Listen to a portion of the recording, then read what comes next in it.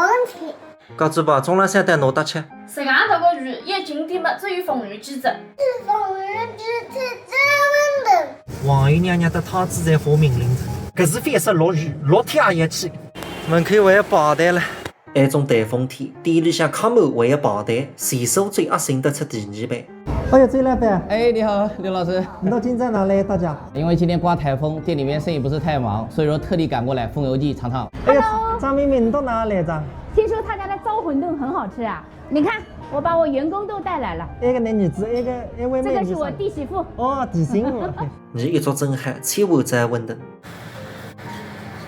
通过小刘的视频就来找到我了。今天冒着这么大的风雨，骑电动车去我家的。对。我说阿姨，我今天一定要请你去风油记吃个糟卤馄饨。对。来吃过几次？早上载我来做眉毛，中午在风油记吃糟卤馄饨，下午再去黄金店。这不是粉丝说的苏州一日游吗？风油记3费满50块送一瓶蜂蜜水。这是给您的侍粉，柠檬汁，这是蜂蜜呀。送的味道还不错吧？好喝。馄饨我感觉你至少吃3碗。人家都说你叫张飞嘛。好吃，里面有鸭舌的，糟卤馄饨真的有鸭舌的呢，真的很鲜很鲜。我觉得这一碗不够我吃的。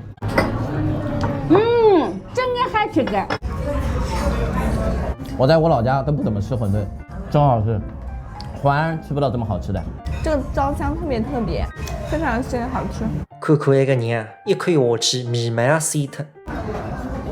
全苏州台风暴雨天生意还能这么好的，估计只有风油记一家了。儿子好不好吃？好吃，好吃这么的命了。风油记送的这个绿豆汤也好吃，舒心啊！